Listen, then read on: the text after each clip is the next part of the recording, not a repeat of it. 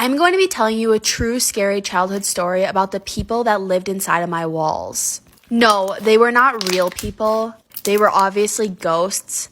But as a child, it was pretty scary. We moved into a new house when I was 6 years old. It was an old house. A lot of things needed to be updated on it. It was also out in the middle of nowhere. There were 2 basement rooms and I was put in one of them. The first night that we lived there, I heard scratching coming from the wall. I told my dad the next day and he assured me it was just rats and that we needed to get it fixed. He had an exterminator come out the very next day. But the exterminator didn't find anything. The exterminator set up some rat traps just in case. The scratching didn't stop though. It was loud. It almost sounded like something was trying to get out of the wall from the other side. One night I was woken up and it sounded like someone was pacing back and forth coming from the inside of my wall. I was so scared, but no one believed me. My dad kept telling me it's just rats. Stay tuned for part 2. This is part 2 of my true scary childhood story about the people that lived inside of my walls.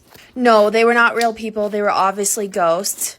I would constantly hear tapping coming from the other side of my wall. I'd be woken up in the middle of the night to people pacing back and forth from inside of my wall.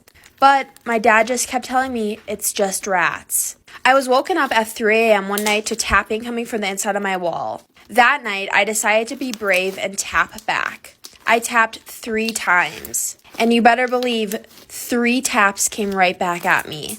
I was so scared. I didn't believe it, so I tapped 4 times. And guess what? 4 taps came right back at me. I ran upstairs screaming, mortified about what just happened. But once again, my parents didn't believe me. I probably shouldn't have communicated with the spirits because after that, things started to get really bad really quick. I'm out of time, but stay tuned for part 3 and follow my Instagram that's linked down below.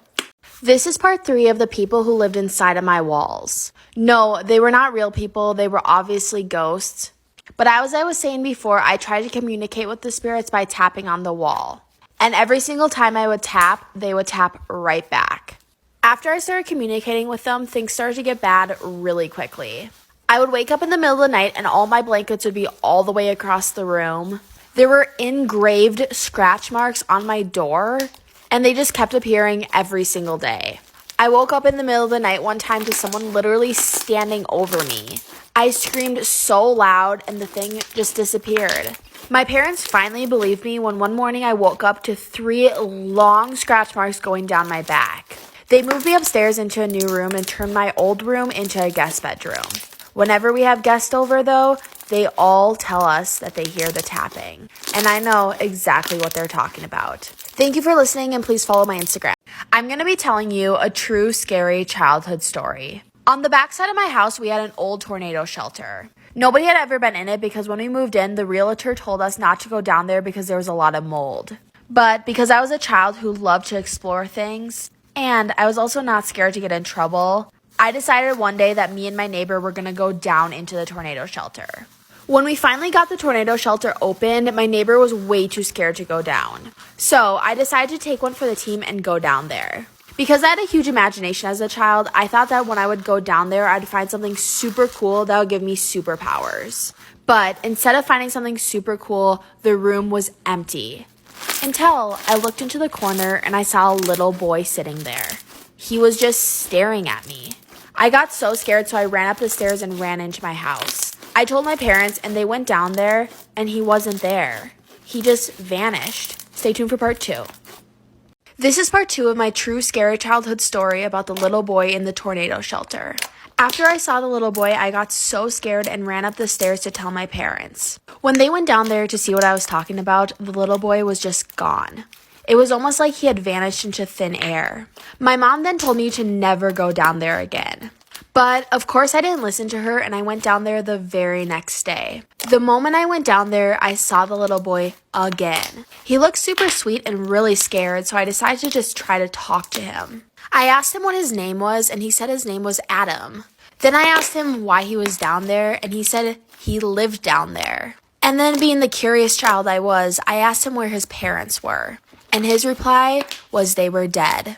I then asked him if he wanted to come eat dinner with us, and he said he couldn't leave. I was so confused. I asked him why he was down there, and then he just went silent. Like this video if you want a part 3. So as a kid, me and my family would go to the beach like almost every day, and there was always this creepy old man just sitting down. So one day the creepy old man called me little girl in the pink shirt, and I would always go talk to him, but one day it all changed when he randomly called me by my name. This is a fake name I'm using, Layla. And I looked at him with fear in my eyes because I never told him my name. I walked up to him and said yes. He looked at me and said, "Let's go for a walk." By the way, my parents look at him as an old man that was enjoying his retirement. So we go for a walk and he says, "So Layla, how is it back at home?" I tell him good. Then he started asking me weird questions like the school I went to, my address, all type of weird things. So I responded with I don't know. Then my parents started to call my name because they were looking for me, so the creepy old man let me go before I started to walk. I asked him what his name was, and he gives me his fake name. This is the fake name the sender is using, Bob Lakewood. Walked to my parents, we went home, I told my parents the whole thing, so they searched up his name, and right there, the first thing that popped up was Bob Lakewood wanted for murder for 2 young girls in Canada. My mom freaked out. So the next day we went to the beach with an undercover cop. The cop immediately recognized the man and immediately handcuffed him. Later, the cop tells my mom that this man has killed over 10 little girls and I was going to be his next victim. So I would be dead if I never told my parents what happened.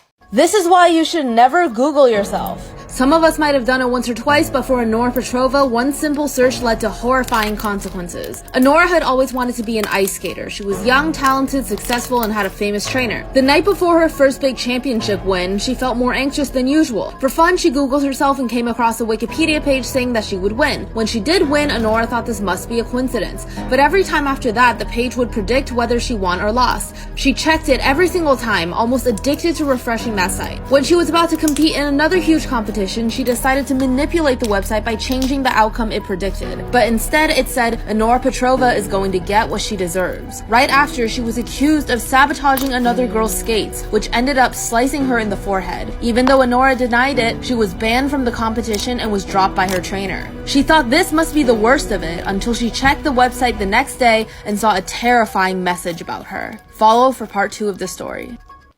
This is why you should never Google yourself. Honora Petrova became obsessed with constantly refreshing a website that predicted whether or not she would win her ice skating competitions.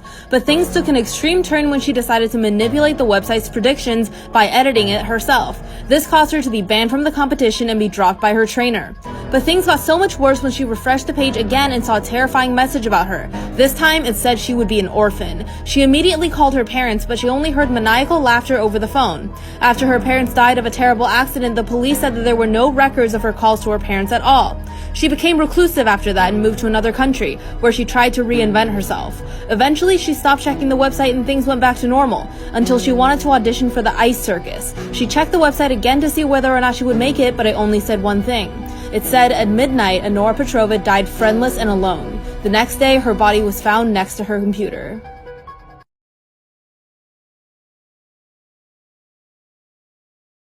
This is why you should never go to a stranger's house alone. There was once a boy named Bryce who loved raisins. He loved them so much that he wanted to impress his high school crush, Jenny, with his homemade raisins. He thought it was more satisfying to make his own. His raisins didn't have any preservatives. He just left them outside and let the sun do its work. The smell was his favorite part. He invited Jenny to his house and was so excited when she accepted. At first, Jenny thought it was strange that Bryce was so into raisins, but she brushed it off as a unique hobby. Jenny arrived at Bryce's home. After a while, she then turned to Bryce and said, "Where are the raisins? Show me where you make them." Bryce motioned for her to follow him into the backyard. As soon as she entered, she let out a horrified scream. Bryce regretted what he did next. He just wanted her to stop screaming, so he took the nearby rock and hit her on the head until it stopped. He didn't realize that when he told Jenny he loved to make raisins, she thought that he meant those dried up grapes. But why waste the body now? Bryce decided he would turn Jenny into a raisin. So he carried her body and laid her down in the yard next to all the others.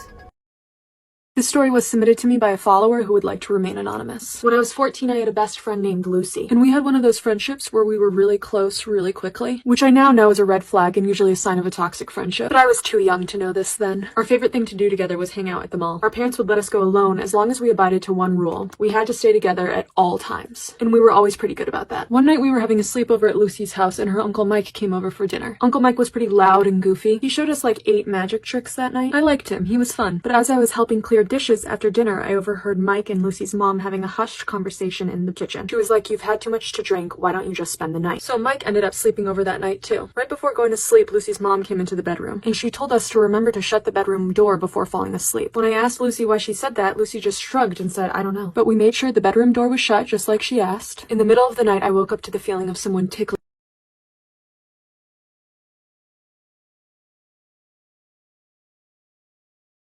So I was having a sleepover at Lucy's house, and I woke up in the middle of the night to someone or something tickling my feet. I scream, and then I hear shuffling. Lucy wakes up and she's like, "What's wrong?" And I tell her that something was tickling my feet, but she doesn't believe me. I'm like, "Well, why is the door open? We shut it before we went to sleep." And she goes, "Relax. Sometimes it happens because there's a draft in the house." And I tell her that I think it was her uncle who was tickling my feet, and she goes, "Oh, come on, you're hallucinating." And honestly, at the time, I had a bad feeling about Lucy's reaction. It felt like she was gaslighting me, and I had no idea why. A few weekends later, Lucy and I are chilling at the mall on a Saturday afternoon. My parents let us go to the mall together alone, but their one rule is that we have to stay together the whole time. They call it the buddy system. So that day, Lucy's acting weird. She keeps looking around nervously and checking her phone. She says she has to go to the bathroom, and I'm like, "Okay, I'll go with you," because we always go together even if the other person didn't have to pee. And Lucy's like, "No, I'll go alone. I'll be quick." And I'm like, "No, I'll just go with you." And she snaps really aggressively, and she's like, "Just stay here." And then she spins around and sprints.